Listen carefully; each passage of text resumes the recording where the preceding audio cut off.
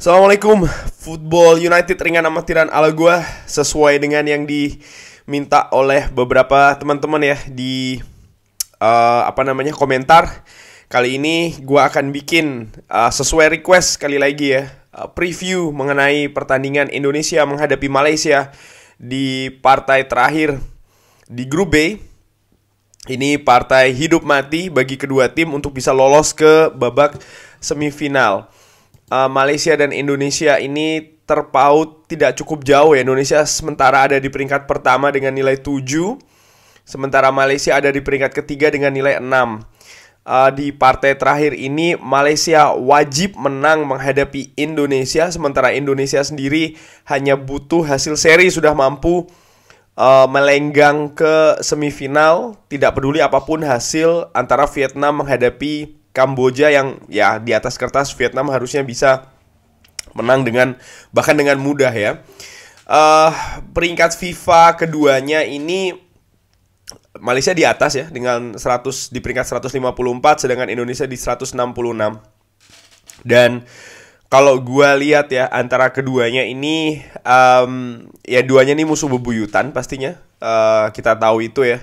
Kebetulan gue juga pernah tinggal di Malaysia, jadi gue betul-betul merasakan bagaimana persaingan keduanya ini di negara tetangga ini di cabang olahraga sepak bola dan juga badminton itu cukup sengit di antara keduanya. Dan terutama di sepak bola sayangnya ya kita head to head dengan Malaysia ini sementara ini rekornya tidak cukup bagus. Bahkan kalau gua ngelihat terakhir kali kita bisa menang menghadapi Malaysia di pertandingan, kalau tidak salah tuh ketika Indonesia menang 2-1 ya, di pertandingan resmi maksud gua ya, bukan di friendly match.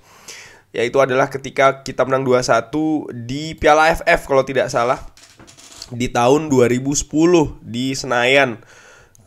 Di leg pertama waktu itu kita kalah 3-0 ya kan. Selebihnya kita tidak pernah menang menghadapi Malaysia, terutama di ajang resmi ini. Correct me if I'm wrong ya, kalau mungkin catatan gue ini salah tolong diperbaiki di kolom komen, karena again gue ringan amatiran.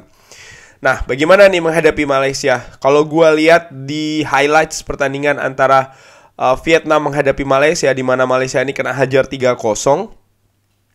Beda dengan Indonesia gue sudah bahas kan di reviewnya, tampil cukup solid terutama di pertahanan. Memang Sintayong ini permainan yang diterapkan atau strateginya lebih memang untuk low block, artinya bertahan dan memang mengincar hasil seri. Tapi Malaysia pada saat menghadapi Vietnam ini agak cukup beda ya kalau menurut gue, di mana mereka ini berusaha untuk mengimbangi tapi akhirnya justru tidak jelas karena memang ada perbedaan kualitas di antara keduanya.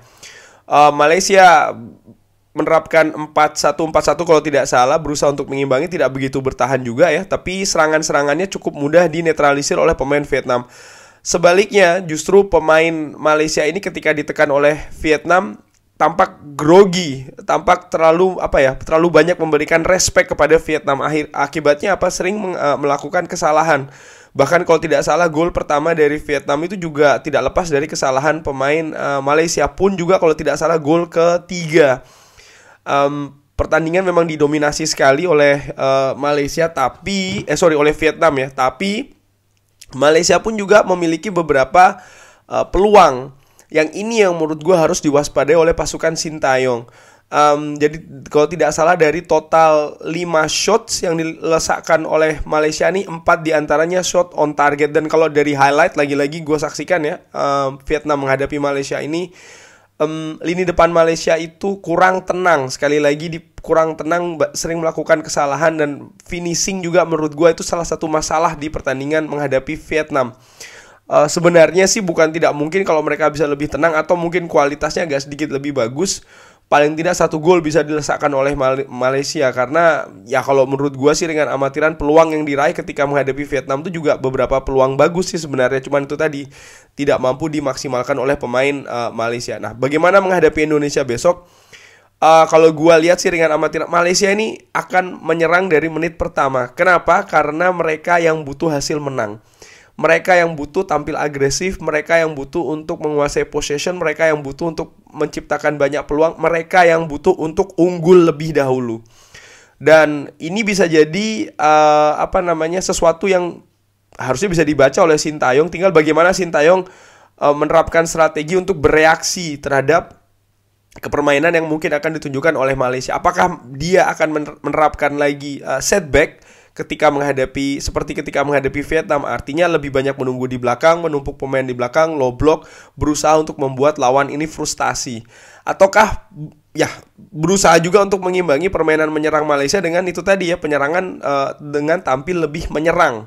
Nah, ini yang menurut gue cukup menarik karena Sintayong praktis di 3 pertandingan terakhir di grup ini cukup susah ditebak ya, menerapkan strategi bahkan formasi yang berbeda-beda, dan bukan tidak mungkin ketika menghadapi Malaysia nanti akan beda lagi nih dari 3 pertandingan yang sebelumnya. Sementara Malaysia kalau menurut gue agak sedikit banyak bisa dibaca, di mana paling tidak 2 pertandingan terakhir itu kurang lebih sih menurut gue ya, tampilannya sebenarnya hampir sama.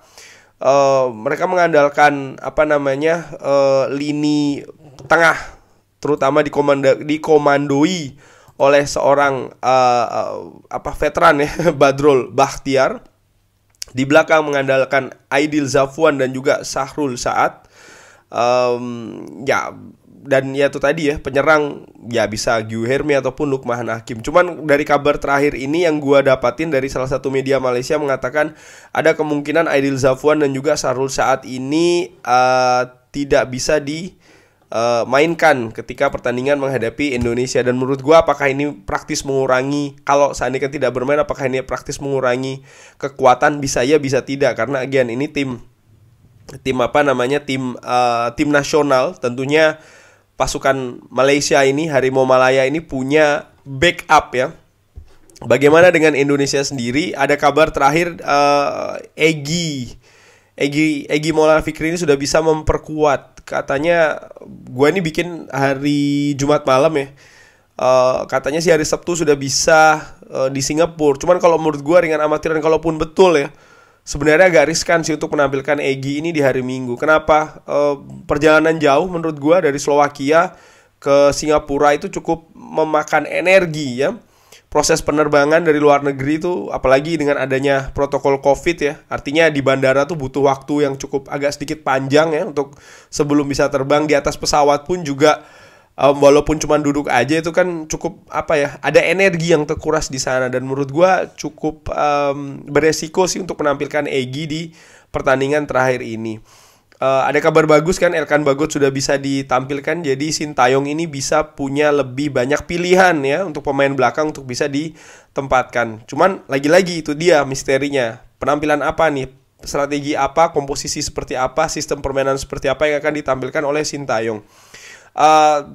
But menurut gua again Indonesia sekarang ada di posisinya ada di atas angin karena seri saja sudah cukup. Menurut gua bahkan menang Indonesia mengalahkan Malaysia, seri Indonesia pun mengalahkan Malaysia. Kenapa? Karena menyingkirkan. Jadi menurut gue again Indonesia ini punya di atas angin ya. Dia betul-betul punya lebih banyak pilihan bagaimana permainan nanti akan diterapkan. Bermain bertahan untuk mengincar seri itu juga bisa, asalkan itu tadi ya, tampil solid, disiplin, terorganisasi dengan bagus seperti ketika menghadapi Vietnam. Atau kalau memang yakin ya bisa meladeni permainan terbuka Malaysia dengan yaitu tadi ya, sama-sama bermain untuk menang, untuk menyerang ya, bikin gol. Cuman tentunya dua strategi paling tidak ya menurut gua ini, strategi A ataupun strategi B itu sama-sama punya konsekuensi sendiri-sendiri. Tinggal bagaimana sang pelatih ini cerdik saja sih membaca keadaan lawan dan juga membaca keadaan diri sendiri. Dan menurut gua kalau menilik dari 3 pertandingan terakhir sih, gua percaya diri ya. Gua percaya pasukan Garuda di bawah Sintayong ini akan mampu melumat Harimau Malaya Malaysia. Paling tidak, again, melumat bukan berarti menang. Seri pun kita juga melumat sekali lagi. Karena apa? Kita menendang mereka keluar dari turnamen ini. Dan menurut gue ini sangat penting karena rivalitas keduanya seperti gue ucapkan di depan ya, ini sangat-sangat kental. Gua bayangkan kalau kita berhasil menyingkirkan Malaysia, para saudara-saudara kita yang ada di negeri jiran Malaysia ya, pastinya akan sangat menikmati momen tersebut karena sudah cukup lama kita tidak bisa bukan hanya mengalahkan tapi juga menyingkirkan Malaysia ya. Dan menurut gua ya hari Minggu besok itu kita punya peluang yang sangat besar untuk mempermalukan Malaysia di turnamen sepak bola Asia Tenggara ini ya, sekaligus menggenggam tiket ke babak semifinal. Kurang lebih demikian. Gue tidak akan membahas lebih banyak soal masalah preview taktik atau technical soal masalah pasukan Sintayong ini, karena menurut gue agak sulit ditebak ya. Sintayong ini seperti yang gue bilang, di 3 pertandingan awal ini punya komposisi, punya strategi, punya sistem sendiri-sendiri, dan menurut gue inilah kelebihan salah satunya daripada pelatih Korea Selatan ini yang membesut Indonesia. Kurang lebih demikian. Bagaimana menurut teman-teman? Ada perkiraan skor, permainan dan lain-lain? Bisa drop di kolom komen. Jangan lupa like and subscribe. Jangan lupa sholat juga. Wassalamualaikum warahmatullahi wabarakatuh. Ayo Indonesia.